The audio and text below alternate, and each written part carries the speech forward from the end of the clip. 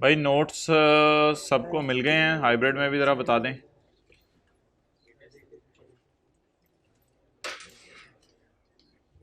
हाथ खड़ा कर दें जिसको नोट्स ना मिले हों।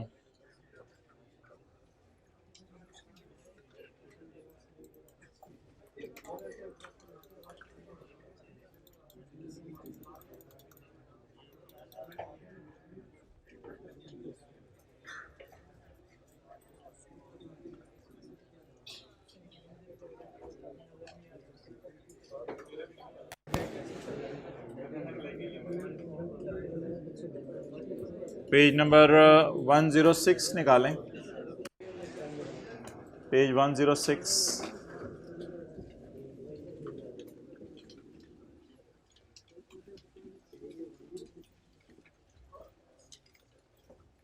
ये सैलरी के चैप्टर की एक दो चीज़ें हमारी रह गई हुई हैं। हाइब्रिड में बैठ जाएं बस, ठीक है, सफ़े बांटे गए। Page 106, benevolent fund. अच्छा जी, एम्प्लॉयर एम्प्लॉय को कोई भी पैसे दे दें बनावलेंट फंड के नाम से, बस एक नाम याद कर लें, बनावलेंट फंड। तो एम्प्लॉयर एम्प्लॉय को कोई भी पैसे दे दे बनावलेंट फंड के नाम से, उसको या उसके वरसा को मरने के बाद, तो ये पैसे एग्जेम्प्ट होंगे। बस कोई लफ्ज़ आ जाए पेपर में बनावलेंट फंड के पैसे मिले हैं तो इसको आपने माफ़ कर देना। Any benevolent grant paid from benevolent fund to employees, कोई भी बनावलेंट ग्रांट दी गई बनावलेंट फंड की बास्केट से एम्प्लॉयज़ को या उसके मरने के बाद उसके फैमिली मेम्बर्स को, तो ये माफ़ होगा। 53A,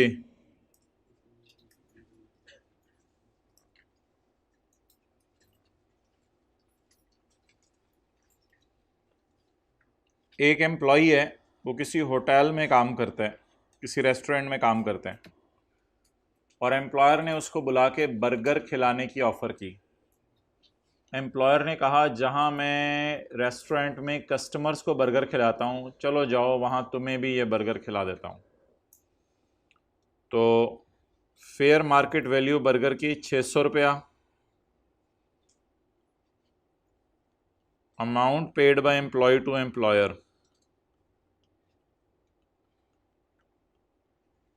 cipher, free of cost. तो एम्प्लॉय को खुशी होगी 600 की। या फिर एम्प्लॉयर ऐसा भी कह सकता है कि बर्गर बाज़ार में तो 600 का है, तुम्हें मैं 150 रुपये का देता हूँ। तो एम्प्लॉय को खुशी होगी 450 की। जो मर्ज़ी खुशी हो, चाहे ये बनावल, चाहे ये क्या कहते हैं, फ्री हो या सब्सिडाइज्ड हो, ये जो बेनिफिट मिल रहा है ये एग्जेम्प्ट है, एग्जेम्प्ट है, इस पर टैक्स नहीं है। साथ वाले पे सफ़े पे जगह खाली है, वहाँ नोट कर लें। साथ वाले सफ़े पे जगह खाली है। तो अगर एम्प्लॉयर एम्प्लॉय को ड्यूटी आवर्स में कोई चीज़ खिला पिला दे, चाहे फ्री खिलाए चाहे सस्ती खिलाए, तो जो भी बेनिफिट एम्प्लॉय को इस मद में मिलेगा that will be exempt from tax, वो माफ़ होगा।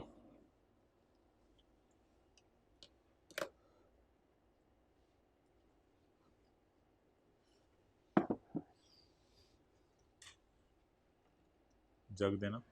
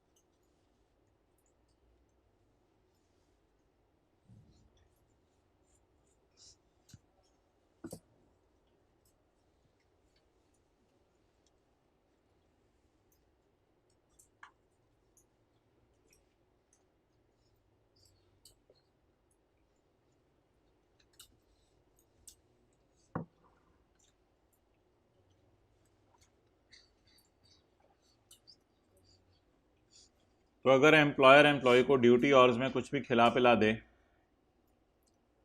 लेकिन शर्त यह है कि एम्प्लॉयर का काम रेस्टोरेंट्स वाला हो, होटल्स वाला हो, और कोई काम ना हो, वो बात एम्प्लॉयर करे जो अपने कस्टमर्स को खिलाता है वही अपने एम्प्लॉय को भी खिलाए।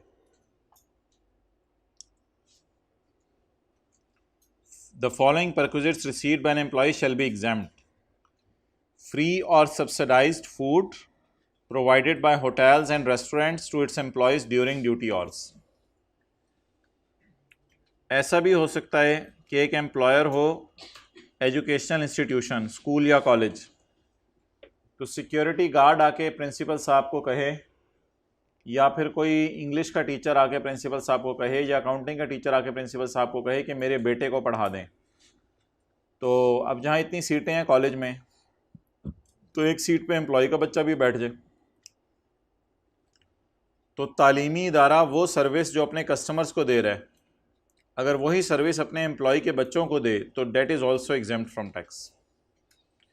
फ्री और subsidised education provided by education institution to children of employees. Free का मतलब ये है कि 20,000 फीस है तो 20,000 की 20,000 माफ़ है। सब्सिडाइज का मतलब है 20,000 फीस है तो उसमें से 6,000 ले ली, 14,000 माफ़ कर दी। बहरहाल जो भी बेनिफिट है all is exempt from tax. Free और subsidised medical treatment provided by hospitals और clinics to its employees. Hospital और क्लिनिक का काम क्या है? अपने कस्टमर्स को इलाज की सहूलत देना। तो अस्पताल या क्लिनिक अगर अपने कस्टमर्स को इलाज की सहूलत देता है तो लगे हाथों अपने एम्प्लॉय को भी इलाज की सहूलत दे दे तो कोई हरज वाली बात नहीं है। तो जो एम्प्लॉय को इससे बेनिफिट मिलेगा that will be exempt from tax, वो एग्जेम्प्ट होगा टैक्स से। फ्री और subsidised medical treatment provided by hospital और clinic to its employees and other benefit for which employer does not bear any marginal cost. ऊपर वाली तीनों scenarios में देखें, एम्प्लॉयर को कोई खास खर्चा नहीं करना पड़ा। ऊपर वाले तीनों सिनेरियोज में देखें, एम्प्लॉयर को कोई खास खर्चा नहीं करना पड़ा। कैसे? सोचें ज़रा। अगर एम्प्लॉयर ने होटल और रेस्टोरेंट में बहुत सारे लोगों के लिए खाना बनाना है तो एम्प्लॉय को भी थोड़ा सा खाना खिला देगा। जहाँ 10 डोंगे चिकन कढ़ाई के बनने हैं वहाँ थोड़ा सा एम्प्लॉय भी खा लेगा। जहाँ एम्प्लॉयर बीइंग एजुकेशन इंस्टीट्यूशन एक वक्त में 500 बच्चों को पढ़ा रहे हैं, वहाँ 501वां बच्चा एम्प्लॉय का बच्चा भी आगे बैठ जाएगा तो क्या फ़र्क पड़ जाएगा? क्या कोई एक्स्ट्रा खर्चा कॉलेज वालों को करना पड़ेगा या एक्स्ट्रा खर्चा कोई ख़ास नहीं करना पड़ेगा?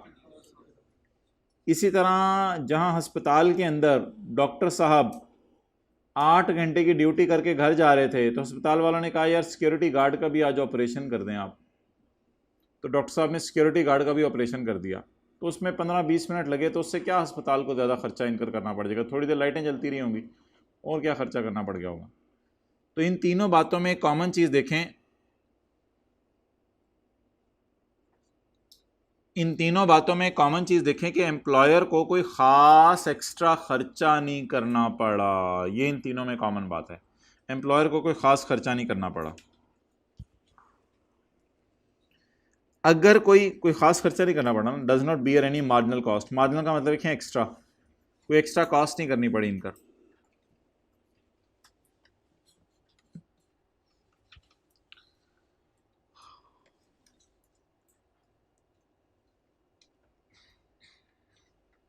अच्छा, इसमें एक बात है ज़रूर जो याद रखिएगा, वो ये है कि अगर और कोई इदारा ये बेनिफिट लेना चाहता है ना तो उस इदारे को आके साबित करना पड़ेगा कि मैं अगर अपने एम्प्लॉय को ये सहूलत दूंगा तो मुझे कोई एक्स्ट्रा कॉस्ट नहीं इनकर करनी पड़ेगी। बस ये आके साबित करना पड़ेगा, फिर ये बेनिफिट मिल जाएगा। इसकी क्या मिसाल हो सकती है? इसकी ये मिसाल हो सकती है कि लिखें यूफ़ोन वालों ने अपने एम्प्लॉयज़ को फ्री मिनट्स दे दिए। यूफ़ोन वालों ने अपने एम्प्लॉयज़ को फ्री मिनट्स दे दिए।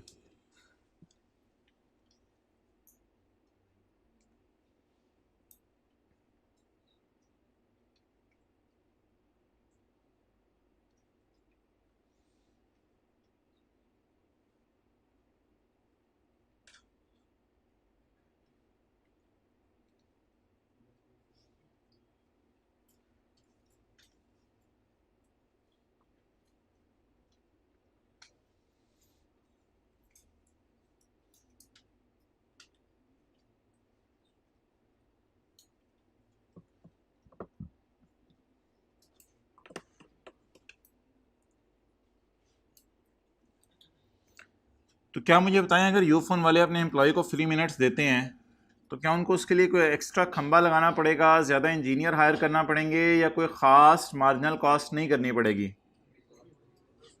मार्जिनल से मुराद एक्स्ट्रा कॉस्ट तो कोई नहीं खास करनी पड़ेगी इनकर।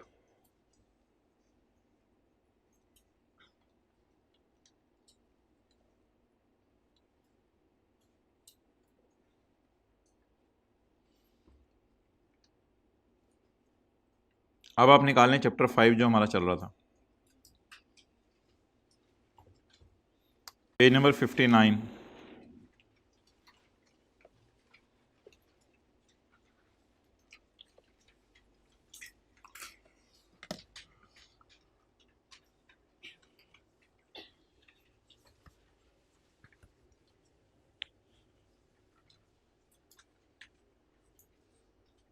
एक डेफिनेशन हमारी रहेगी भी है, and that is of accumulated profits. एक डेफिनेशन हमारी रहेगी भी है, and that is of accumulated profits. Accumulated profits होते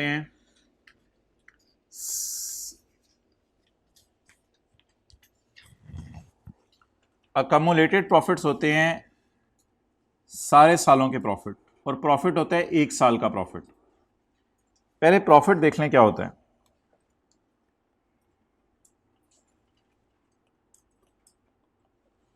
प्रॉफिट तक पहुंचते हुए बहुत सी चीजें ऐड हुई होती हैं और बहुत सी चीजें लेस हुई होती हैं।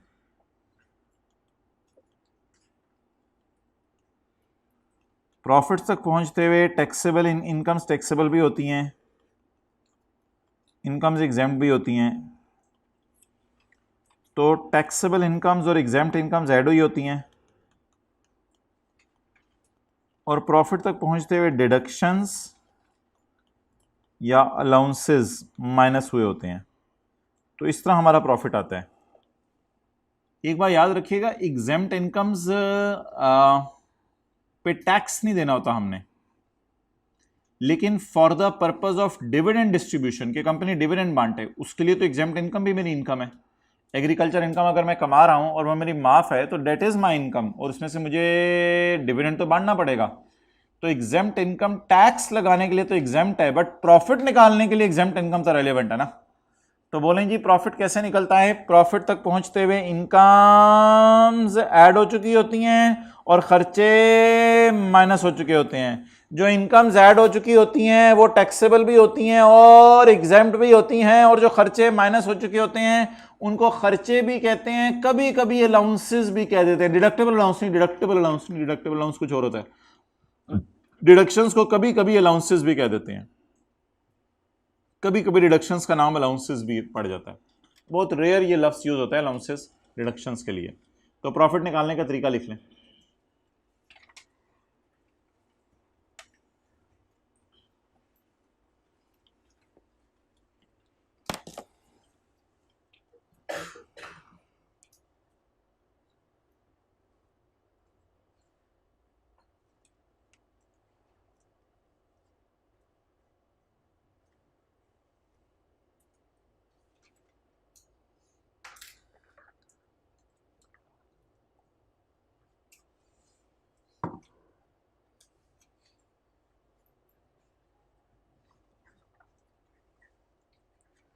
तो प्रॉफिट्स तक पहुंचते हुए टैक्सेबल इनकम्स और एग्जेम्प्ट इनकम्स ऐड हो गई होती हैं, और डिडक्शंस और खर्चे वगैरह माइनस हो गए होते हैं, डिडक्शंस या अलाउंसेस वगैरह।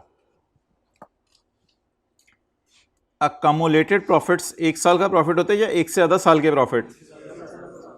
अकमुलेटेड profits for the payment of dividend include reserve. Reserve का मतलब होता है प्रॉफिट्स, रिजर्व का मतलब होता है profits. Any profits made up from any allowances या डिडक्शंस, अलाउंसेस या डिडक्शंस माइनस होती हैं,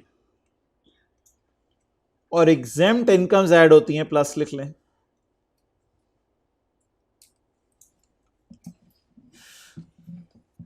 असल में ये जो मेडअप लफ्ज है ना, मेडअप का लफ्ज प्लस के मानी में भी है और माइनस के मानी में भी है। प्लस स्लैश माइनस, प्रॉफिट्स का नाम दूसरा बोलें रिजर्व्स, प्रॉफिट्स का नाम बोलें दूसरा। The profits for the payment of dividend include any reserve made up from allowances and deductions, उस तक पहुंचते हुए डिडक्शंस और अलाउंसेस माइनस हो चुके होते हैं, और एग्जेम्प्ट इनकम उस तक पहुंचते हुए ऐड हो चुकी होती हैं, एग्जेम्प्ट इनकम्स उस तक पहुंचते हुए ऐड हो चुकी होती हैं, और अलाउंसेस और डिडक्शंस उस तक पहुंचते हुए माइनस हो चुके होते हैं।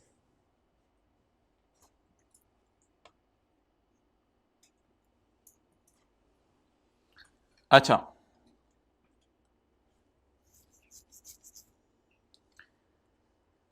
जब तक डिविडेंड बांड ना दिया जाए तब तक प्रॉफिट्स को अकमुलेटेड प्रॉफिट्स कहा जाता है। जब तक डिविडेंड बांड ना दिया जाए तब तक प्रॉफिट्स को अकमुलेटेड प्रॉफिट्स कहा जाता है, और जब डिविडेंड बांट दिया जाए तो फिर प्रॉफिट्स को अकमुलेटेड प्रॉफिट्स नहीं कहा जाता, फिर प्रॉफिट्स का नाम भी डिविडेंड पड़ जाता है। तो जब तक डिविडेंड बांड ना दिया जाए प्रॉफिट्स को अकमुलेटेड प्रॉफिट्स कहा जाता है, और जब डिविडेंड बांड दिया जाए तो प्रॉफिट्स का नाम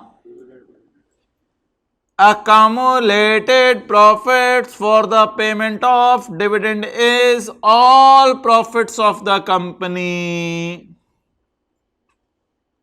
up to the date of distribution।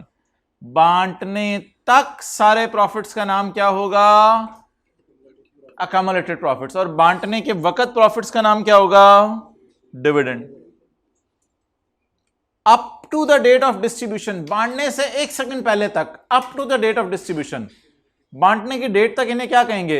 Accumulated, और बांट दिए जैसे ही तब इसका नाम क्या पड़ जाएगा? डिविडेंड। तो all profits of the company जब तक बांटे नहीं, बोलें all profits of the company जब तक, और अगर बांट दिए तो फिर ये अकामुलेटेड प्रॉफिट्स के डेफिनेशन से निकल जाएंगे, फिर ये क्या बन जाएंगे? डिविडेंड। अगेन वही है लिखा हुआ नीचे भी, all profits of the company, all profits of the up to the date of its liquidation. अच्छा, कई दफा ऐसा होता है कंपनी ना बंद हो रही होती है, तो जब कंपनी बंद हो रही होती है तो कंपनी के बंद होते हुए, कंपनी बंद हो रही होती है तो कंपनी के बंद होते हुए कई दफा ऐसा होता है कि कंपनी के बंद होते हुए कंपनी जब तक प्रॉफिट्स बांट ना दे, अगेन उन प्रॉफिट्स का नाम प्रॉफिट्स है, और जैसे ही बंद हो गए कंपनी बांट दे डिविडेंड, उसका नाम, तो डिस्ट्रीब्यूशन की जगह लॉस लिक्विडेशन, बाकी अंग्रेजी वही। All profits of the company up to the date of its liquidation, all profits of the company up to the date of its liquidation. और पहली डेफिनेशन क्या है? All profits of the company up to the date of its, ये जो trust है ना वो unit trust था जो हमने पढ़ा था चैप्टर 4 में, including incomes and gains of a trust. इसके कोई इनकम गेन्स हैं वो भी प्रॉफिट्स ही होते हैं, ये कोई इतनी इंपॉर्टेंट बात नहीं है। तो सारे प्रॉफिट्स जब तक बांटे ना जाएं, या सारे प्रॉफिट्स जब तक कंपनी कारोबार बंद ना कर दे, इन सारे प्रॉफिट्स को कहा जाता है cumulated profits.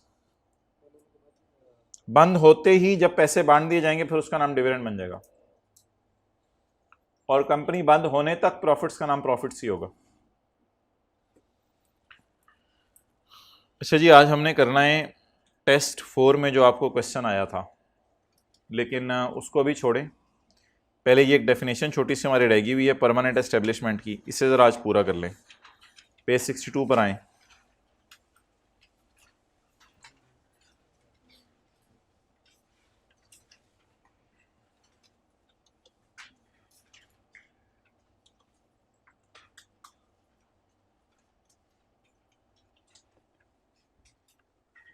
Permanent establishment basically एक पक्की जगह है, पक्का अड्डा है जहां से एक बंदा अपना कारोबार करता है। तो permanent establishment is that place जहां से आप अपना कारोबार करते हैं। वो ज़रूरी नहीं वो कोई एक फिजिकल प्लेस हो, ऑनलाइन बिजनेस भी अगर आपने किसी जगह प्लेस किया हुआ है, it is also a permanent establishment. कितने लोगों ने अपने 32 घंटे इफेक्टिवली यूटिलाइज किया, ज़रा हाथ खड़े करके बताएं। कितने लोगों ने 30 घंटे इफेक्टिवली यूटिलाइज किए? 30 घंटे, 28 घंटे, 28, 26 घंटे, 26 घंटे, 13 घंटे 2 दिन पड़ा, 26 घंटे, 24 घंटे, 12 घंटे 2 दिन पड़ा, 12 घंटे, 24 घंटे, 10 घंटे 2 दिन पड़ा, 20 घंटे, 10 घंटे 2, 8 घंटे 2 दिन पड़ा, 16 घंटे इफेक्टिव यूटिलाइज किए। इससे नीचे की ऑफर नहीं है। हाइब्रिड वाले जरा हाथ खड़ा करें। 32 घंटे वाले, 30, 28, 26, 24, 22, 20, 18 वाले हाथ खड़ा कर दें। 18, 16 घंटे, 8 घंटे, 14 घंटे, 14 घंटे, वेल डन। एक स्टूडेंट ने हाथ, 14 घंटे जी, 12 घंटे। अच्छा, अब मोहतरम आ जाएं परमानेंट एस्टेब्लिशमेंट की डेफिनेशन में, पॉइंट नंबर बी की तरफ। Virtual business presence in Pakistan, जिसको आप ऑनलाइन कह सकते हैं। ऑनलाइन बिजनेस प्रेजेंस इन, नहीं कर लिया तो इनफ नहीं, खड़े हो जाओ। आप मुझे करेंसी कन्वर्जन सुनाओ। ठीक है, आप टास्क ओरिएंटेड चलो, तो फिर मेरे सवाल का जवाब भी दो। कल से सुनाऊंगा, बस भी देख लें। तो everything should be on your fingertips. Green field industrial taking की डेफिनेशन सुना दो चलो। It means you are even not task oriented. भाई कह रहे हैं कि काम करना मकसूद है, तो काम का जवाब इन्होंने मुझे नहीं दिया। तो मेरे ख्याल से टाइम ही ज़रूरी है। टाइम दे देंगे तो टास्क भी हो जाएगा, टाइम नहीं देंगे तो टास्क भी नहीं होगा। अच्छा, पॉइंट नंबर बी,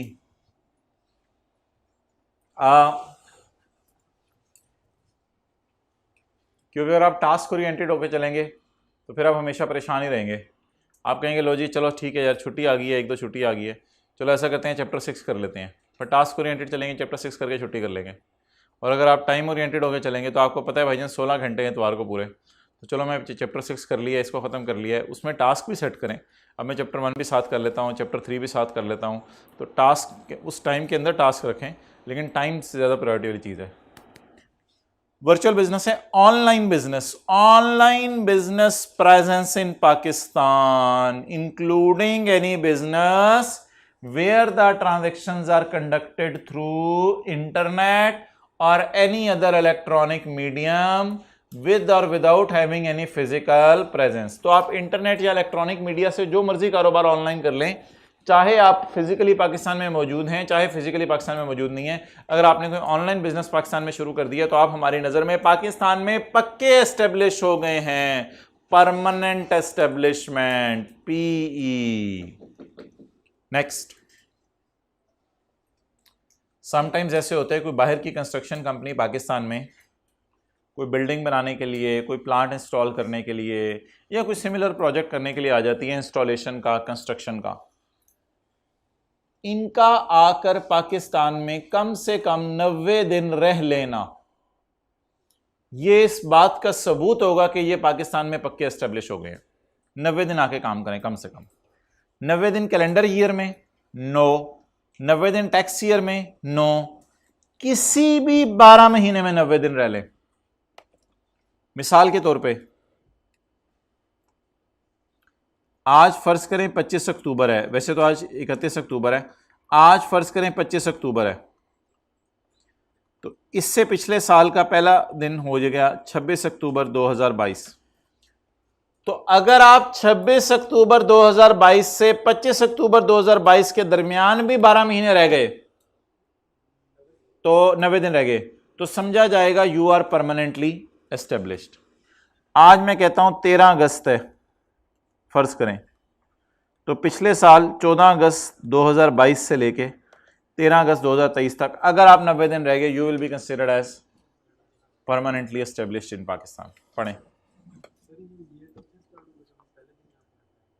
बस आप समझ लो। हाँ, जब आप पहले दिन आओ तब से साल गिनना शुरू कर दो। देखें 12 महीने में भाई कहते हैं 2 माह रहा, फिर 12 महीने में गायब हो गया, तो अब वो जब आएगा तो दोबारा से फिर टाइम गिनना शुरू करेंगे ना 90 दिन का। बस 12 महीने में कभी भी 90 दिन रह ले, 12 महीने में कभी भी 90 दिन रह ले, कोई भी 12 महीने। तोड़ तोड़ के भी रह सकता है। 12 महीने में पहले महीने में 30 दिन रह ले, चौथे महीने में 30 दिन रह ले, फिर 9वें महीने में 30 दिन रह ले, तो he will be considered as permanently established.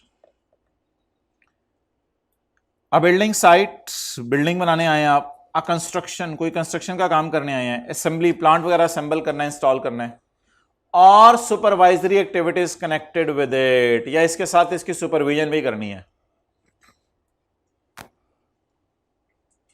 और आप काम करने आए for a period of 90 days और period amounting in aggregate to 90 days, यानी मुसलसल 90 दिन रहने आए फिर भी ठीक है, या तोड़ तोड़ के 90 दिन पूरे करें फिर भी ठीक है।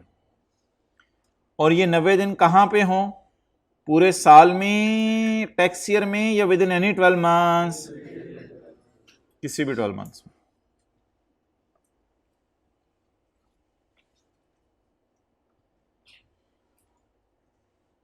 कई दफा नॉन रेजिडेंट बंदे कोई ना कोई सर्विस देते हैं पाकिस्तानियों को आके, तो समझा जाएगा नॉन रेजिडेंट पाकिस्तान में पक्का एस्टेब्लिश हो गया।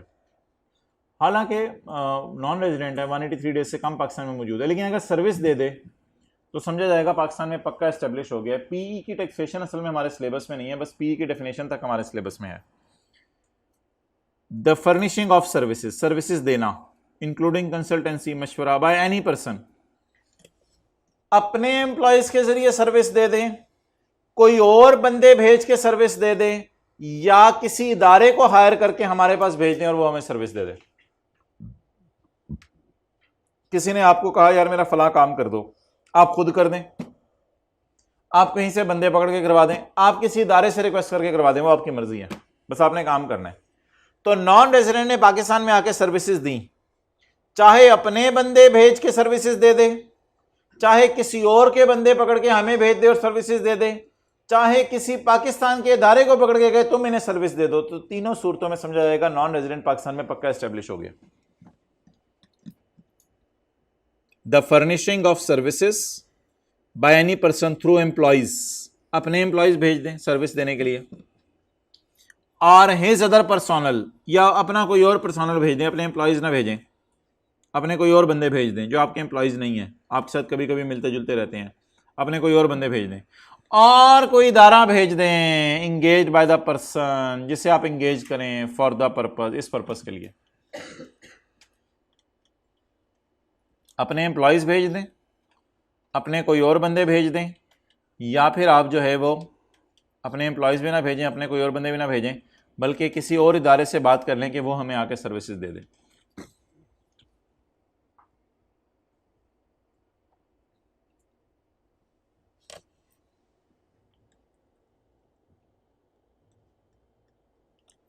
कोई लारा है जर्मन बंदा,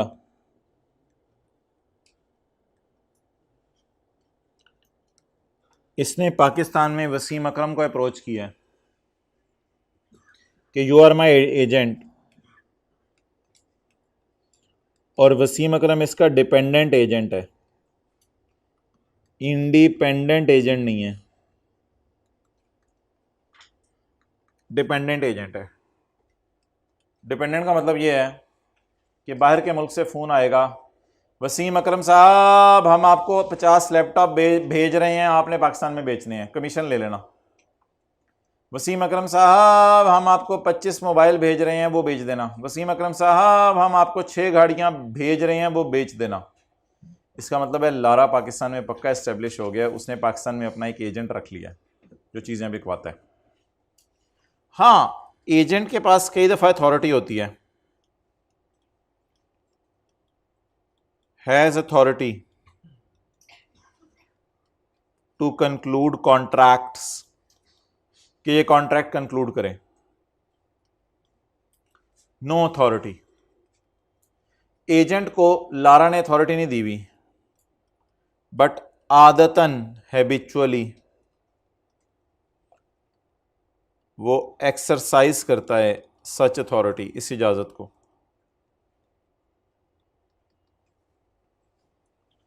नो अथॉरिटी, उसे अथॉरिटी नहीं दी, लेकिन आदत उसकी बन गई है अथॉरिटी एक्सरसाइज करना, यानी कि कोई रिटर्न एग्रीमेंट दोनों में नहीं हुआ हुआ, लारा और वसीम अकरम में कोई रिटर्न मुआहदा नहीं हुआ हुआ, लेकिन आदतन ऐसा होता है कि जब भी कभी देखो वसीम अकरम से पूछो क्या कर रहे हो, जी लारा की चीजें बेच रहा हूं। क्या कर रहे हो, जी लारा की चीजें बेच रहा हूं।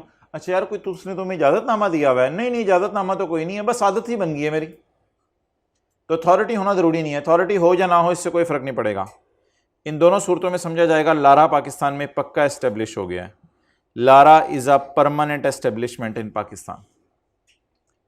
लेकिन अगर एक लारा ने एजेंट रखा हुआ है पाकिस्तान में, इंडिपेंडेंट एजेंट, जैसे स्टॉक एक्सचेंज का ब्रोकर,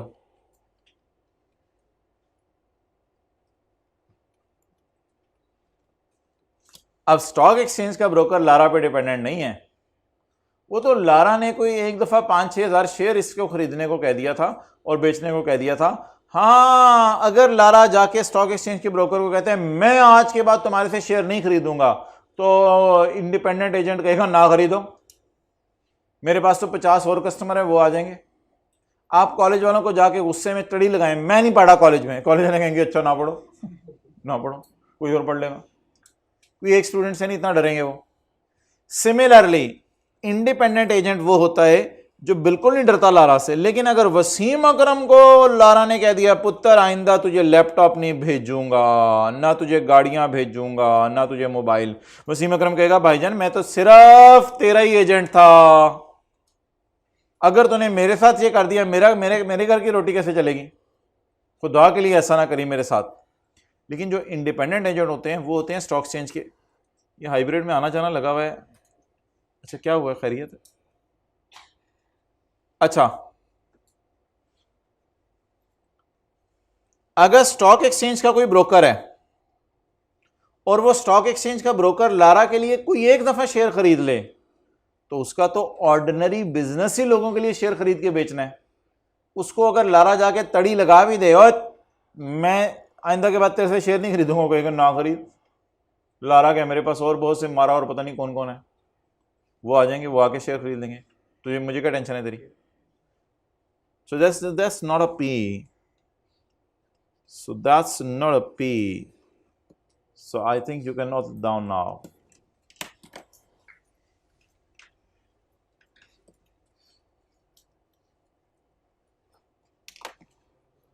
शायद कि तेरे हार्ट में उतर जाए मेरी टॉक। जल्दी नोट करें जी।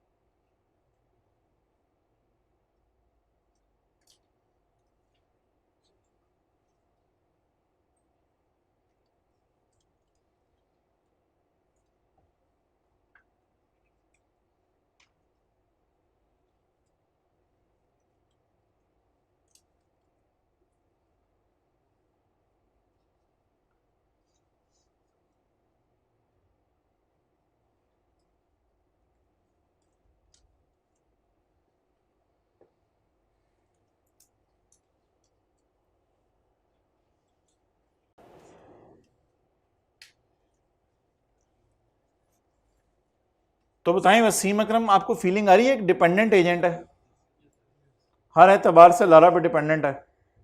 और वो जो दूसरा वाला है स्टॉक एक्सचेंज का ब्रोकर, तो दिन में हजारों लोगों के लिए शेयर खरीद के बेचता है। तो अगर लारा इसको कह भी देगा मैं तुम्हें एजेंट नहीं बना रहा अपना, तो नो प्रॉब्लम एट ऑल।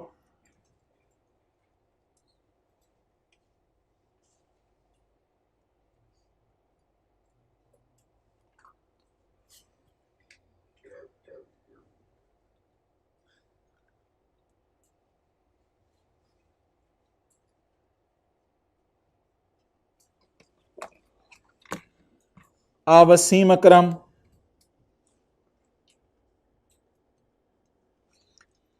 इन पाकिस्तान, कहाँ हरकतें कर रहे हैं? और वसीम अकरम कहाँ हरकतें कर रहे हैं? Wasim Akram acting in Pakistan as an agent on behalf of Lara. किसके बिहाफ पे? लारा के बिहाफ पे। लेकिन ब्रैकेट पढ़ें, other than an independent agent, stock exchange का broker, acting in the ordinary course of business. मुझे बताएं ऑर्डिनरी कोर्स ऑफ बिजनेस क्या है स्टॉक एक्सचेंज के ब्रोकर का? लोगों के लिए एजेंट बनना, इसका तो ऑर्डिनरी कोर्स ऑफ बिजनेस ही है।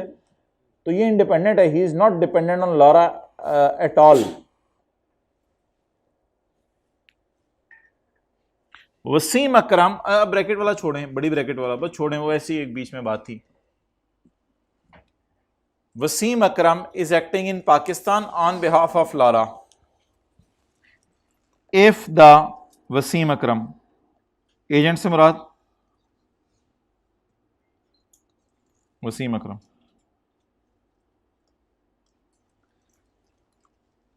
इसके पास ना अथॉरिटी है कि कंक्लूड कर सकता है contracts on behalf of Lara. इसके पास अथॉरिटी है कि ये लारा के बिहाफ पे कॉन्ट्रैक्ट्स कंक्लूड कर सकता है। ऊपर से मिला के पढ़ें, if the Wasim Akram has no such authority, ऊपर मैंने हाईलाइट किया एक्सरसाइजेज अथॉरिटी और नीचे हाईलाइट किया no such authority. If the Wasim Akram has no such authority, Wasim Akram के पास अथॉरिटी तो नहीं है, रिटर्न अथॉरिटी नहीं है, बट आदत बन गई है बेचारे की, मेंटेन स्टॉक रखता है फॉर रेगुलर डिलीवरीज और उनको बेचता रहता है on behalf of Lara. But उसकी आदत सी बन गई है कि वसीम अकरम जो है वो लारा के बिहाफ पे स्टॉक को रखता है और रख के आगे बेचता है।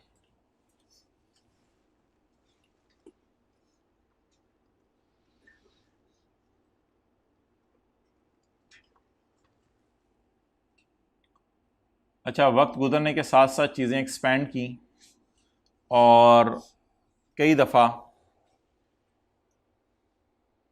लारा ने वसीम अकरम को इतनी पावर दे दी कि लोग वसीम अकरम को ही प्रिंसिपल समझने लग गए। हालांकि वसीम अकरम तो एजेंट है, लोग वसीम अकरम को ही क्या समझने लग गए? ऊपर से मिला के पढ़ें, इफ द एजेंट, अल्लाहु Akbar, if the agent plays the, Lara ने उसको इतनी पावर दे दी कि लोग लारा की तरह वसीम अकरम को ही प्रिंसिपल समझते हैं, इतनी ज्यादा पावर दे दी है। आगे बात वही लिखी हुई है, एंड कंक्लूड कॉन्ट्रैक्ट्स, इसे ब्रैकेट में ले लें, and conclude contracts and these contracts are in the name of Lara. असल में वो फिर लारा के नेम के ही हैं।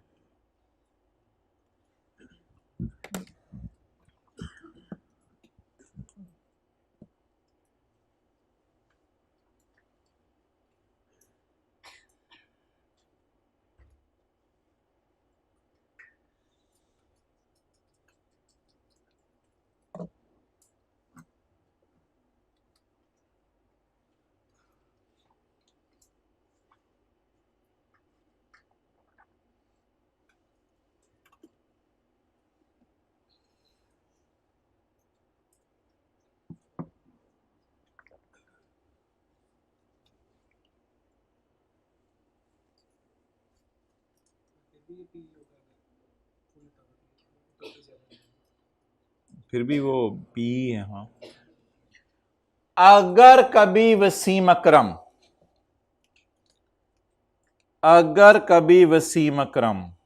प्लेज द प्रिंसिपल रोल, अगर कभी वसीम अकरम कौन सा रोल प्ले करे?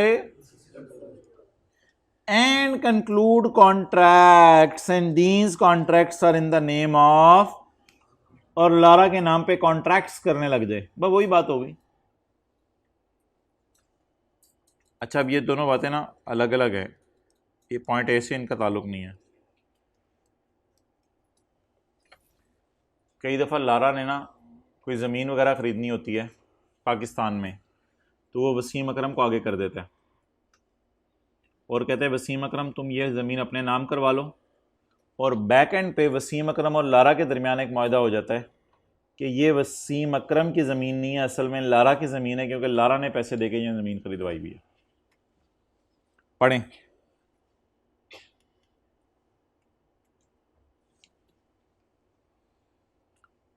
Plays the principal role and conclude the contracts, and these contracts are for the transfer of ownership of property owned by that Lara, owned by Lara, but in name of Wasim.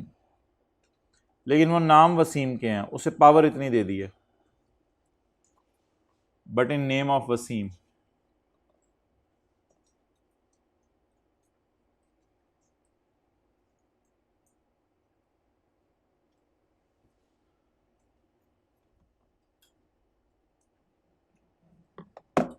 ये hybrid से क्यों जा रहे हैं?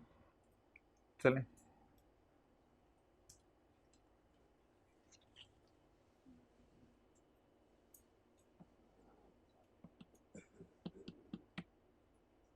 अच्छा,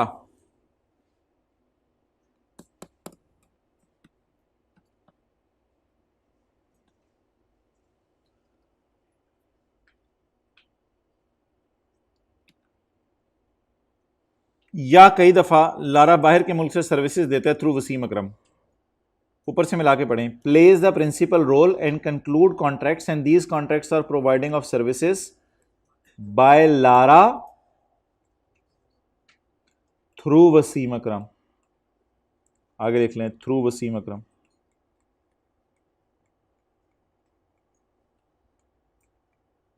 services Lara दे रहे हैं लेकिन वसीम अकरम के जरिए।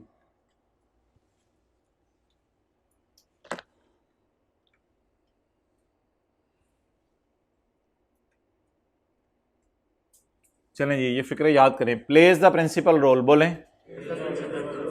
And conclude the contracts, and these contracts are, और फिर कॉन्ट्रैक्ट्स की 3 टाइप्स हैं। अच्छा, प्लेज प्रिंसिपल रोल, कौन plays principal role? Wasim Akram. And conclude contract, कौन conclude contract? Wasim Akram. And these contracts are in the name of Lara, ये कॉन्ट्रैक्ट किसके नाम के हैं? या ट्रांसफर ऑफ ओनरशिप होने लगी है by Lara, but in the name of, और for providing of services by Lara through Wasim Akram. चलें, कल इन पॉइंट्स को जरा एक दफा याद करेगा, दोबारा रिवाइज करेंगे। अच्छा, अगला भी चीज़ मुझे ये बताएं कि कई दफ़ा ऐसा होता है कि सैटेलाइट वगैरह इंस्टॉल कर दिए जाते हैं, कोई मैच चल रहा हो या और कुछ एक्टिविटी हो रही हो, ये बड़े बड़े कैमराज ला के इंस्टॉल कर दिए जाते हैं। तो एनी सब्सटेंशियल इक्विपमेंट इंस्टॉल्ड, कोई बड़ा इक्विपमेंट पाकिस्तान में किसी ने इंस्टॉल कर दिया, और एसेट और property capable of giving rise to income, जिससे इनकम कमानी हो। मिसाल के तौर पर कोई मैच था, कोई एक्टिविटी थी, तो बाहर के मुल्क से ला के उन्होंने कोई चीज़ें इंस्टॉल कर दी ताकि उनसे इनकम कमाएं, तो ये this all is permanent establishment.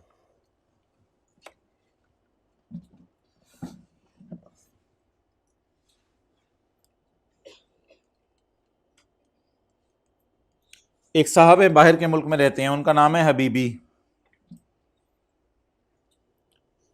Pakistan में एक साहब हैं, उनका नाम है कामरान। पाकिस्तान में एक साहब है, उनका नाम है नजम। अब इन तीनों ने ना मिल मिला के कोई एक दुकान मेन इन्होंने कराची में खोली हुई है हबीबी ने, नजम ने कोई दुकान जो है वो पेशावर में खोली हुई है, और कामरान ने कोई दुकान जो है वो गुजरांवाला में खोली हुई है। अब कामरान गुजरांवाला में, नजम पेशावर में, हबीबी उधर, और ये लोग एक दूसरे को चीज़ें बेचते रहते हैं। यानी एक बंदा रॉ मटेरियल बनाता है, दूसरे बंदे को कहता है इस रॉ मटेरियल से तुम फिनिश गुड्स बनाओ। एक बंदा जो है वो मोबाइल की बैटरीज बनाता है, दूसरा बंदा उससे मोबाइल बनाता है। एक बंदा मोबाइल के चार्जर बनाता है, दूसरा बंदा मोबाइल बनाता है, एक बंदा हैंड्स फ्री बनाता है, दूसरा बंदा मोबाइल बनाता है, एक बंदा चार्जर बनाता है, दूसरा बंदा हैंड्स फ्री बनाता है, एक बंदा मोबाइल बनाता है, दूसरा बंदा उसके डब्बे बनाता है। अब ये सारे के सारे बिजनेस ऑपरेशंस कोहेसिव हैं। कोहेसिव का क्या मतलब है? जुड़े हुए हैं। ये सारे बिजनेस ऑपरेशंस इनके जुड़े हुए हैं एंड कॉम्प्लीमेंट्री हैं, एक दूसरे को कॉम्प्लीमेंट कर रहे हैं। कॉम्प्लीमेंट्री का मतलब सुन लें, एक बंदे का रॉ मटेरियल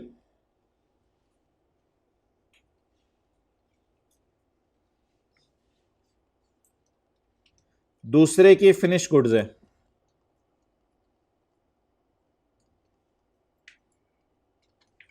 जैसे एक बंदा बैटरी बना रहा है, वो दूसरे को आगे सप्लाई कर रहा है, बल्कि इस तरह होना चाहिए, एक बंदे की फिनिश गुड्स, एक बंदे की फिनिश गुड्स दूसरे का रॉ मटेरियल है। आपने बैटरीज बनाई, वो फिनिश गुड्स हैं, दूसरे के लिए वो बैटरी रॉ मटेरियल है कि उसने उससे मोबाइल बनाना है। आपने चार्जर बनाया, वो आपके लिए फिनिश गुड्स है, यानी बन गया है। अगले ने उसको मोबाइल के डब्बे में डालना है, वो उसके लिए रॉ मटेरियल है।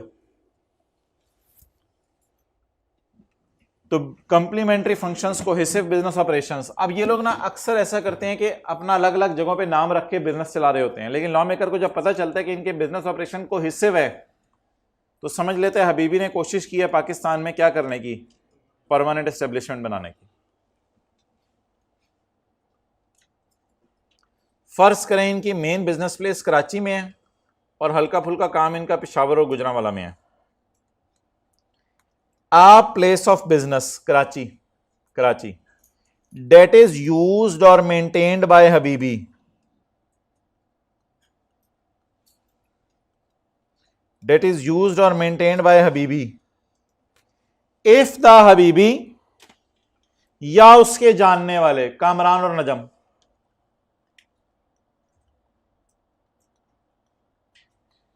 if the Habibi और the जलीबी, नहीं सॉरी, if the Habibi और कामरान और नजम उसके जानने वाले carries on a business at that place Karachi में और at another place गुजरांवाला या Peshawar, and that place Karachi और गुजरांवाला या पेशावर constitutes a PE, वो असल में इनकी PE है, पक्का अड्डा है, PE पक्का अड्डा, जागते रहना भाइयों, ऑफ द हबीबी और उसके जानने वाले, ये हबीबी के जानने वाले, and business is carried on by the Habibi और उसके जानने वाले, एक ही बात बार बार कर रहे हैं, एट द सेम प्लेस, हो सकते तीनों कराची में ही हो, और एट मोर देन, या ये कराची में हो, ये गुजरांवाला में हो, ये पेशावर में हो, and that constitute a complementary functions that are part of a cohesive business operations. अब यार मैं टोटली आपसे एग्री करता हूँ, ये अंग्रेजी याद करने में आपको बड़ा टफ टाइम मिलेगा, ये सिर्फ पॉइंट जी वाली, बाकी अंग्रेजियाँ आसान है, पॉइंट जी वाली और ज़्यादा से ज़्यादा पॉइंट ई वाली, ये दो अंग्रेजियाँ याद करने पे आपका आधा घंटा निकल जाना घर में, आपको पता ही नहीं चलना। लेकिन पॉइंट जी को एक दफ़ा ज़रा मेरे से दोबारा पढ़ लें। हबीबी एक साहब हैं, उनके जानने वाले हैं कामरान और नजम, ये तीनों मिलकर कोहेसिव बिजनेस ऑपरेशंस कर रहे हैं, पार्टनरशिप नहीं की हुई इन्होंने, वो तो फिर सीधा सीधा पता चल जाएगा एओपी हैं, ये कोहेसिव बिजनेस ऑपरेशंस कर रहे हैं, और इन दोनों के फंक्शंस आप एक दूसरे में आपस को कॉम्प्लीमेंट कर रहे हैं।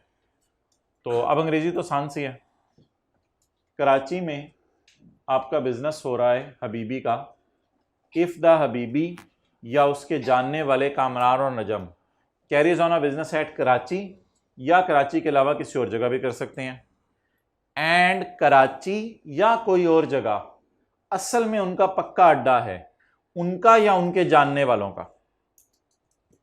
Business is carried on by the person, business असल में हबीबी कर रहे हैं या उसके जानने वाले कर रहे हैं, at the same place, same place के ऊपर, कराची में ही किए जा रहे हैं तीनों, या तीनों डिफरेंट जगहों पे कर रहे हैं, at more than one places, but that constitute complementary functions, एक दूसरे को हेल्प आउट कर रहे हैं और जिससे जुड़े हुए बिजनेस ऑपरेशंस परफॉर्म हो रहे हैं। नोट कर लें, हबीबी के साथ पर्सन लिख लें और कामरान और नजम के साथ एसोसिएट लिख लिया।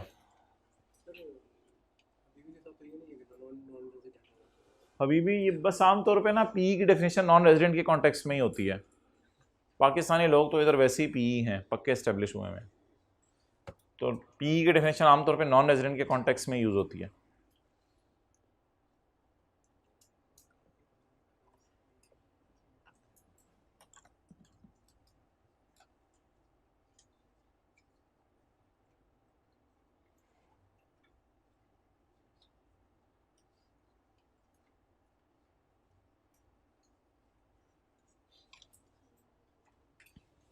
निकाल लें जी वो सवाल जो बांटा है।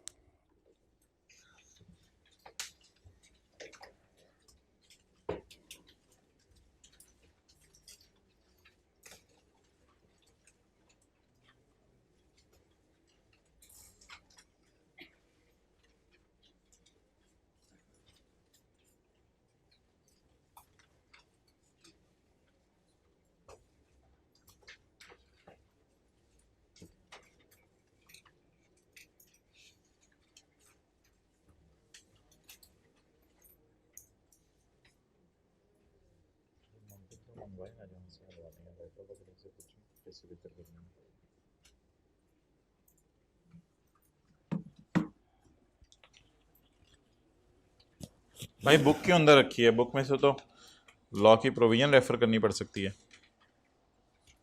टेस्ट 4 निकाल लें जी, ऑनलाइन वाले हजरात टेस्ट 4 डाउनलोड कर लें।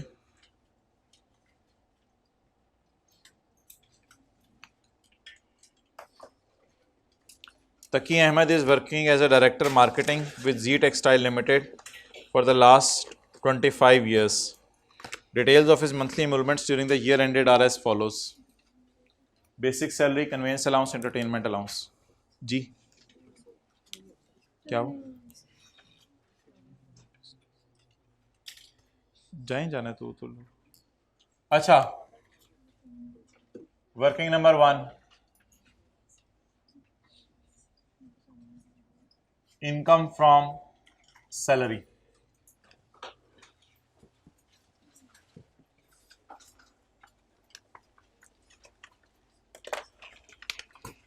बेसिक सैलरी आ रही है भाईजान 4,40,000, कन्वेंस अलाउंस एंटरटेनमेंट अलाउंस आ रहा है 44,000।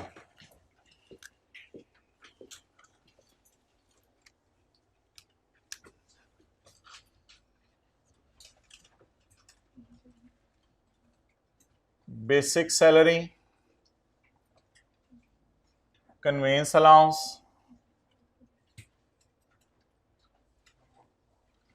और एंटरटेनमेंट अलाउंस।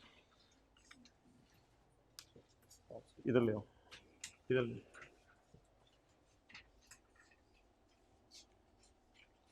अच्छा,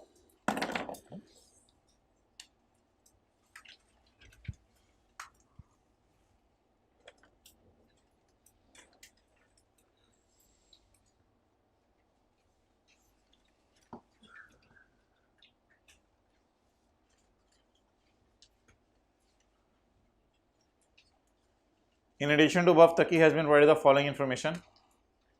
ड्यूरिंग द ईयर उसे एक ओवन ट्रांसफर हुआ है जिसकी फेयर वैल्यू है 40,800। तो ओवन ट्रांसफर हुआ है तो उसकी फेयर वैल्यू 40,800 है, तो fair market value of property minus amount paid by employ to employer, तो पूरा 40,800 सैलरी में ऐड हो जाएगा। ठीक है यार, ये पहले 3 में ना कोई मसला है नीचे, वो मैं अभी आपको बताता हूँ क्या करना है उस मसले का। फिलहाल मैं ये ऐड कर रहा हूँ ओवन, ओवन या प्रॉपर्टी ट्रांसफर्ड कितना जी? 40,800 ऑन 31 जुलाई 2022, साल ख़त्म होने के 31 दिन बाद ह्यूमन रिसोर्स कमेटी ने उसके लिए एक बोनस दिया सारे एम्प्लॉयज़ के लिए। तकी को 12 लाख रुपया बोनस मिला है 15 अगस्त 2022 को, अगले साल। तो बोले बोनस अगर मिला अगले साल है तो जनरल रूल क्या है, सैलरी पे कब टैक्स लगेगा? जब मिलेगी। तो मिली कब? अगले साल। तो bonus received in next year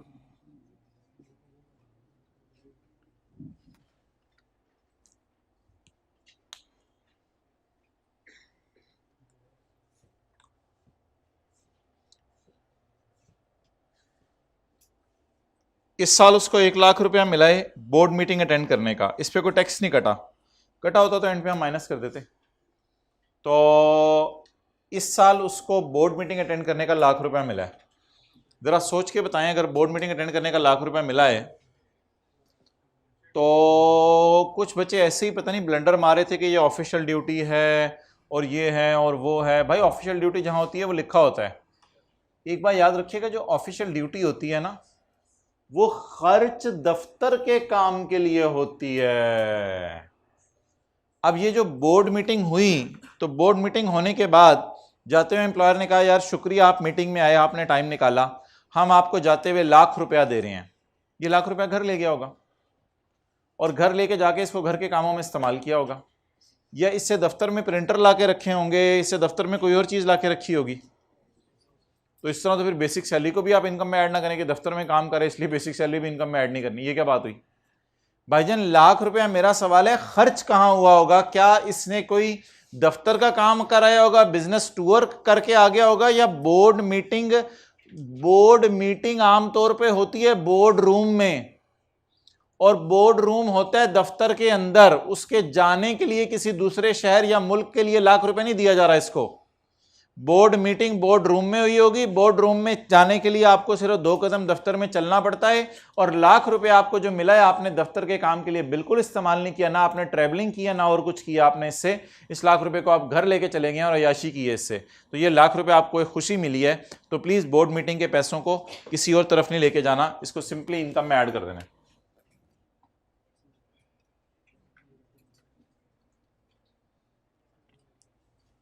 lakh रुपया एम्प्लॉय को खुशी होगी, 1 लाख रुपया मिला।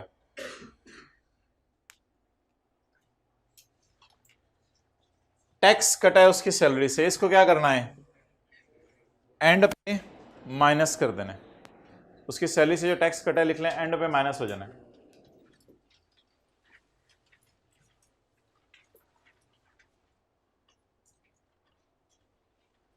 Other information relevant to tax year 2022 is under. Tax year 2022 के बारे में उसने आपसे कुछ अदर इंफॉर्मेशन भी शेयर की है।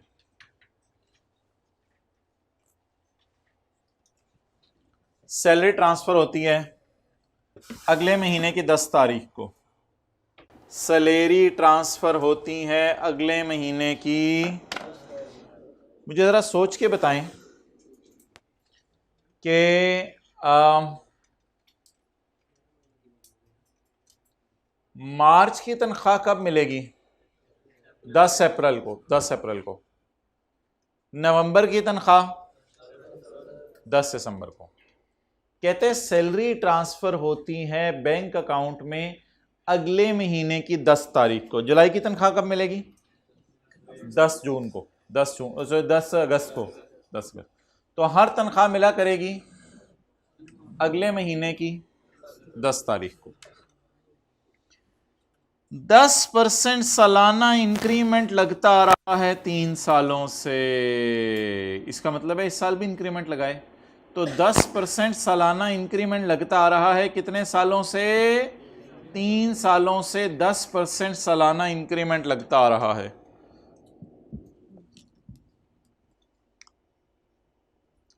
अच्छा,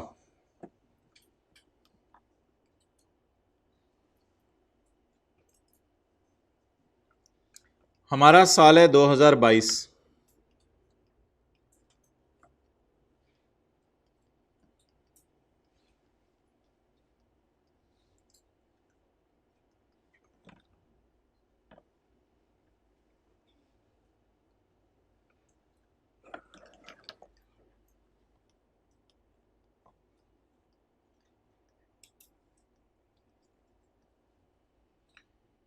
हमारे साल की तनख्वाह कितनी है पर मंथ? हमारे साल की तनख्वाह कितनी है पर मंथ? जुलाई के महीने जब मैंने नौकरी की होगी तो मुझे तनख्वाह कब मिली होगी? 10 अगस्त को। अगस्त की तनख्वाह एंड सो ऑन। तो अगस्त के महीने में कितने पैसे मिले होंगे? सितंबर में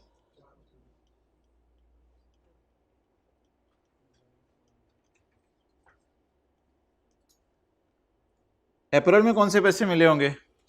मार्च के। मई में? अप्रैल के। 10 जून को कौन से पैसे मिले होंगे? 10 जून को। 10 मार्च के खुद ज्यादा हो गई है वैसे, मई के पैसे मिले होंगे।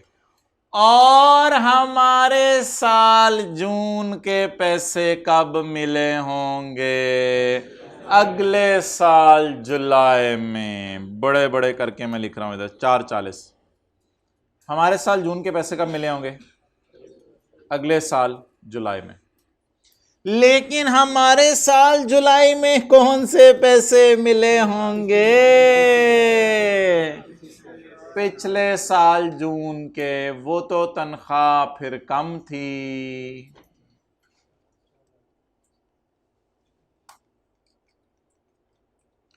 Previous year salary plus 10% of previous year salary is equal to current year salary.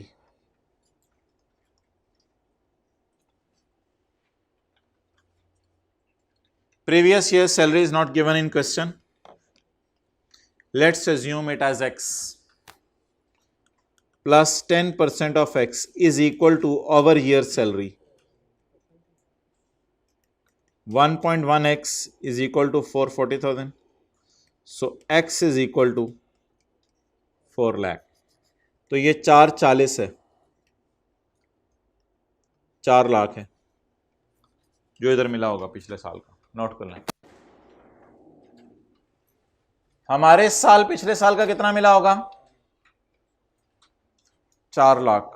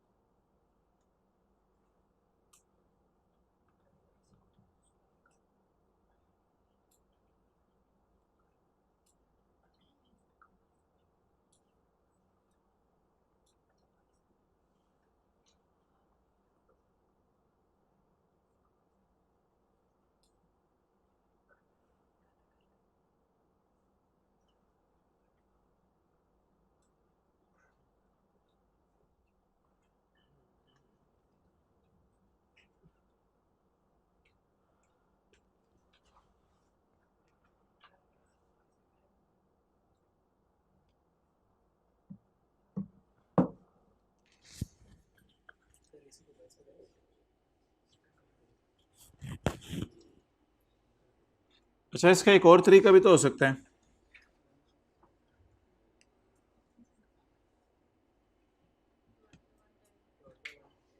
कि 4,40,000 तनख्वाह 110% पे है, यानी इंक्रीमेंट लग के है। इसमें यह ना सोचिएगा 3 साल से इंक्रीमेंट लग रहा है तो 130% है। वो हर साल की तनख्वाह पिछले साल की बनिस्बत तो 10% ही ज़्यादा है ना। तो हर साल की तनख्वाह पिछले साल की बनिस्बत 10% ही ज़्यादा है। तो इसलिए 4,40,000 हमारे साल की तनख्वाह है। हमारे साल की तनख्वाह पिछले साल की तनख्वाह से 10% ज़्यादा है। इसका मतलब है हमारे साल की तनख्वाह 110% पे पड़ी है। इसमें डिस्काउंट माइनस नहीं हुआ, इसमें इंक्रीमेंट ऐड हुआ है। तो 4,40,000 110 पे पड़ा है तो मुझे 100 दे दो। ये एक शॉर्टकट तरीका है इतने लंबे चौड़े की बजाय, फिर भी 4 लाख जवाब आ जाता। तो पिछले साल की तनख्वाह मिसिंग थी, वो हमने कैलकुलेट करनी थी।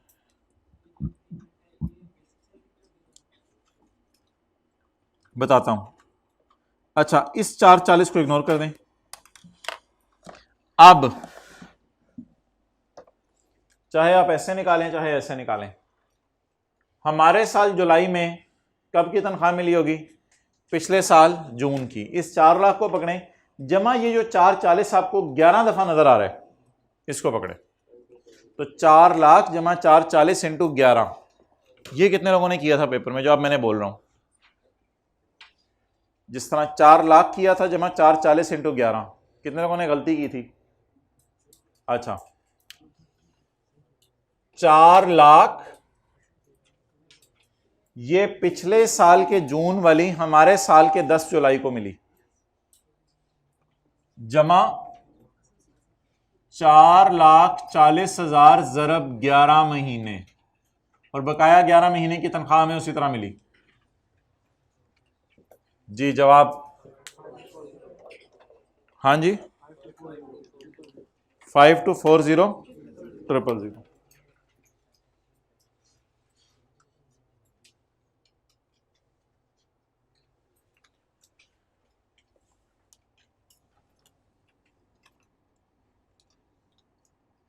एक बात याद रखिएगा, जब भी किसी की बेसिक सैलरी बढ़ती है साथ कैश अलाउंसेस भी बढ़ते हैं, यानी कन्वेंस अलाउंस भी बढ़ेगा, डीएनएस अलाउंस भी बढ़ेगा, हाउस रेंट अलाउंस भी बढ़ेगा। क्योंकि ऐसा नहीं हो सकता कि इसकी तनख्वाह 4 लाख से 8 लाख पे पहुंच जाए और बेचारे का मेडिकल अलाउंस 5,000 ही पूरी ज़िंदगी रहे, बेचारे का कन्वेंस अलाउंस 2,000 ही पूरी ज़िंदगी रहे। तो ना सिर्फ ये बढ़ता है बेसिक सैलरी, बल्कि साथ साथ अलाउंसेस भी बढ़ते हैं। कन्वेंस अलाउंस भी बढ़ेगा, इंटरटेनमेंट अलाउंस भी बढ़ेगा, सारे अलाउंसेस भी बढ़ेंगे। तो ये हमारे साल के अलाउंस है या पिछले साल के अलाउंस है?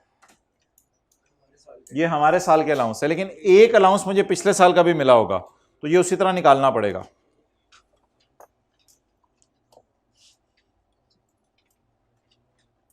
$44,000 अलाउंस 110 पे पड़ा है, तो मुझे 100 दे दो, कितना हो जाएगा? 40,000।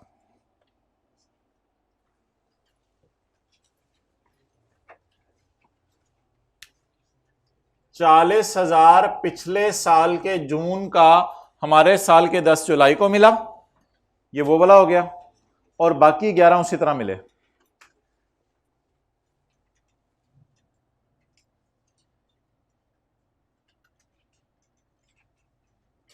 सिर्फ 11 महीने, और अगले में कन्वेंस अलाउंस यही होता है, ट्रेवलिंग अलाउंस टाइप, सारे अलाउंसेस इनकम ऐड करने होते हैं। एंटरटेनमेंट अलाउंस वो भी 44 है, उसको उसी तरह करेंगे, फिगर वही है।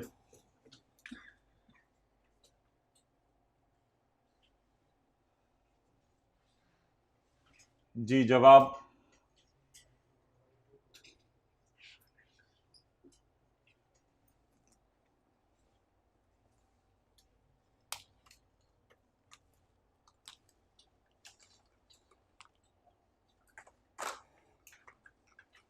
चौबीस पे कर दें इसको दोबारा।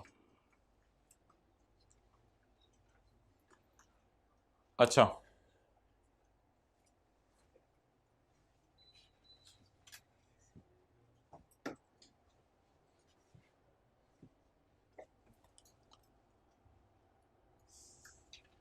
तकी has given his house on rent, ये तो इनकम प्रॉपर्टी है, यहां तक टोटल कर दें।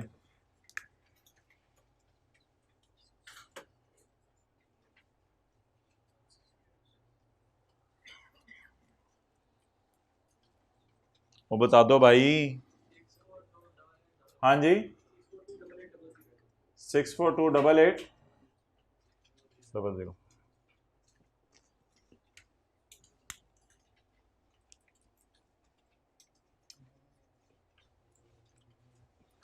ओए, तकी ने अपना घर किराए पे दिया है कजन को 2.5 लाख पे, हो सकता है मार्केट किराया ये ना हो। इस रेंट में पड़ा है 8,000 पर मंथ, जो एमिनिटीज एंड यूटिलिटीज का है, ये 10 उसमें जाएगा। लेकिन वैसे सालाना किराया सेम एमिनिटीज एंड यूटिलिटी के साथ बाजार में 3 लाख चल रहा है। आप बताएं 2.5 लाख को लें या 3 लाख को लें? हायर को लेना पड़ेगा ना, एक्चुअल किराया और फेयर मार्केट किराया। इधर देखें ना, एक्चुअल किराया या फेयर मार्केट किराया, विच एवर इज हायर। तो 2.5 लाख इज हायर और 3 लाख इज हायर, 3 लाख को लेंगे, 3 लाख इज हायर। लेकिन इस 3 लाख में भी एमिनिटीज एंड यूटिलिटीज पड़ी हैं, तो 3 लाख में से 8,000 को क्या करना पड़ेगा? 2.5 लाख लेंगे या 3 lakh?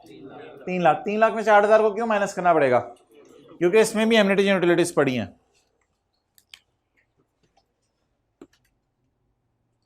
Total rent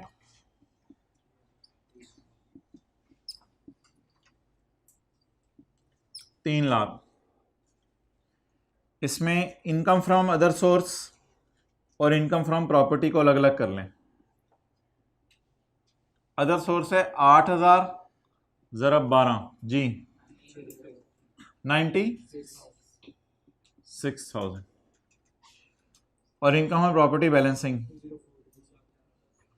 20,400,000।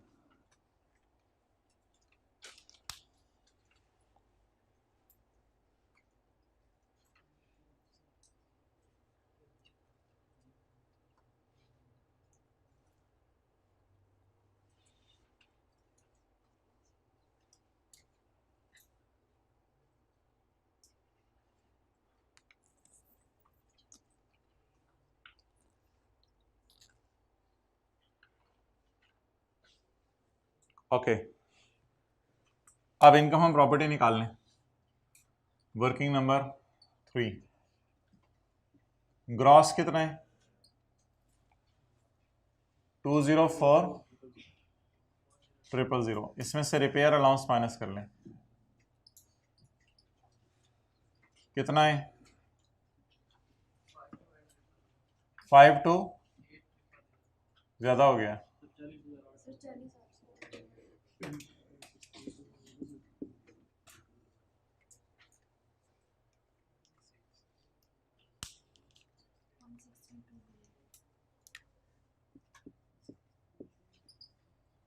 163200।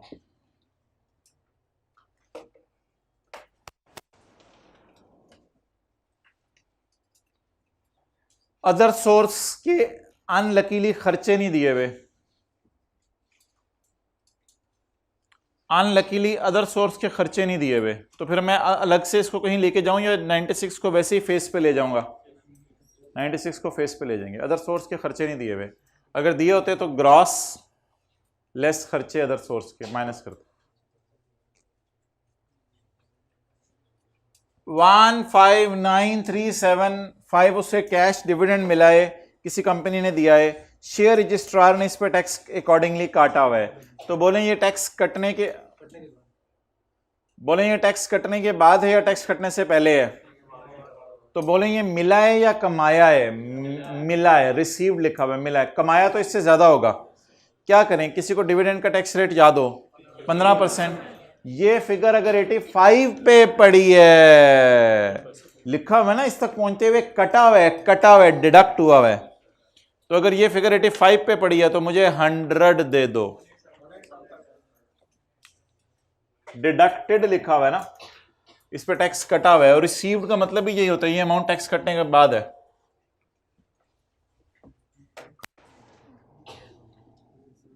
Working number 4, dividend earn जो हुआ है 15,937,585 पे पड़ा है, तो हमें 100 दे दो। 187।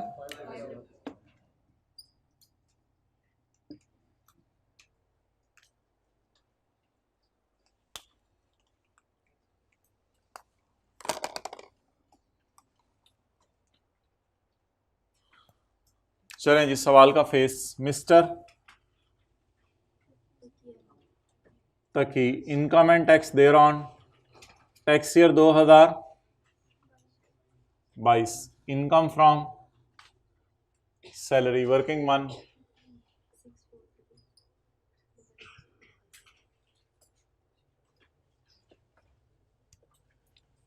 Income from property 1,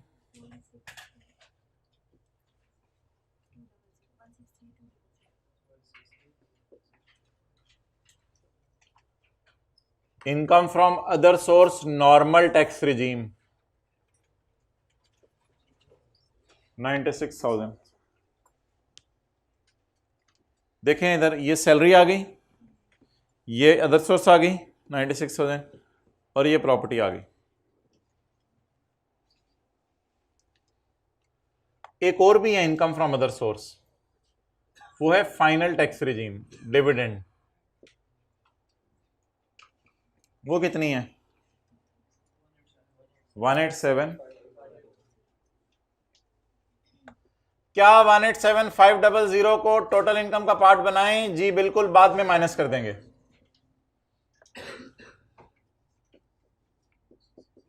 total income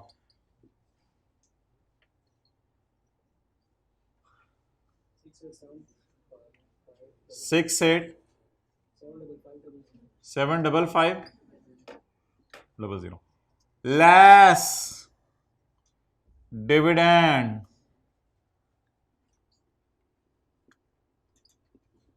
187,500। Taxable income 66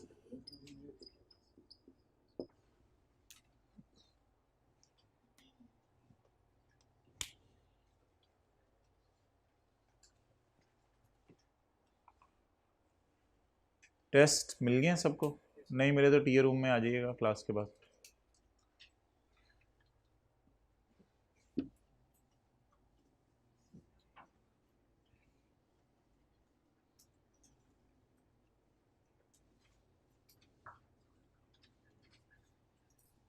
हाँ जी,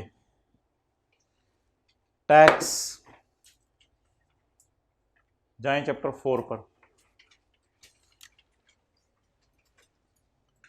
टेबल 2 लगेगा।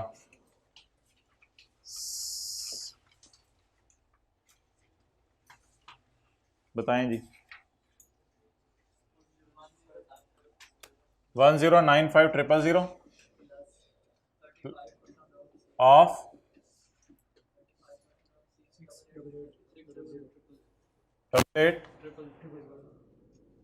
688,000। इधर कम लगाया हुआ है, ये 688,000 688,000। जवाब 13358,000।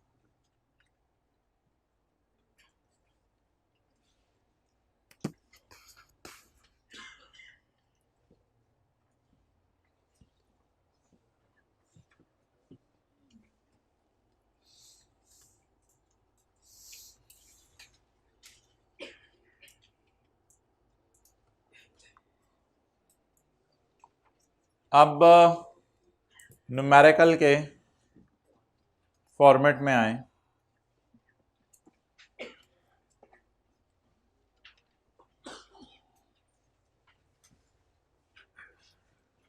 न्यूमेरिकल के फॉर्मेट में आके मुझे बताएं, इधर देखें, क्या कोई फॉरेन टैक्स रेट है सवाल में? क्या चैरिटी वाला टैक्स? क्या सिक्योरिटीज या इमूवेबल प्रॉपर्टी के बेचने वाला टैक्स? क्या टैक्स ऑन डिविडेंड है? ऐड करें टैक्स ऑन डिविडेंड 187,500 जरा 15%,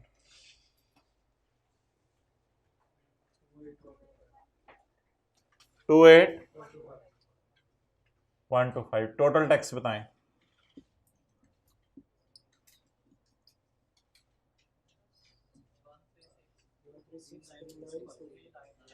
three 9,2,5।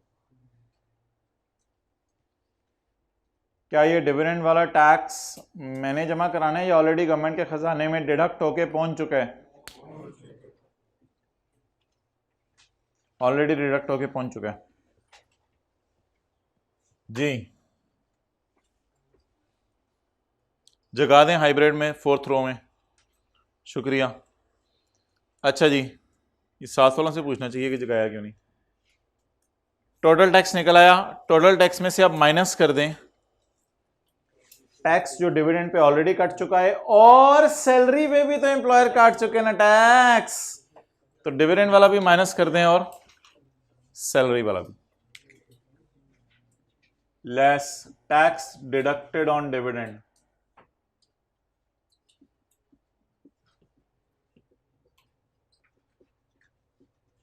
$28,125 and tax deducted on salary. ये कहीं सवाल में दिया हुआ था, मुझे जरा ढूंढने दें, ये कहीं सवाल में दिया हुआ था, ये देखें फॉर्मेट में, टैक्स डिडक्टेड ऑन सैलरी।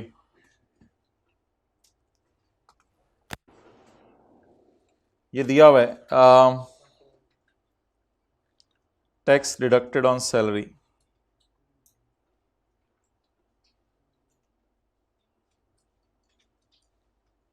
ये 2 लाख, 2 मिलियन,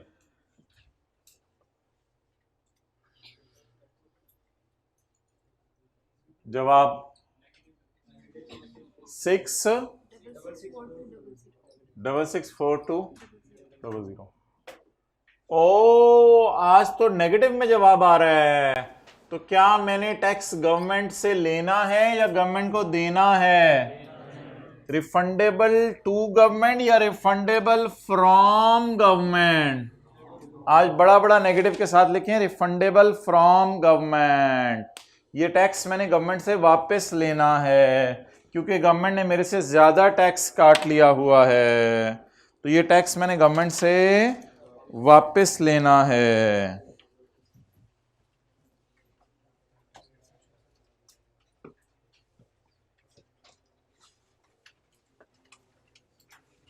तो डिविडेंड वाला टैक्स भी माइनस कर दिया और जो सैलरी पे ऑलरेडी कट चुका था वो भी माइनस कर दिया। Thank you.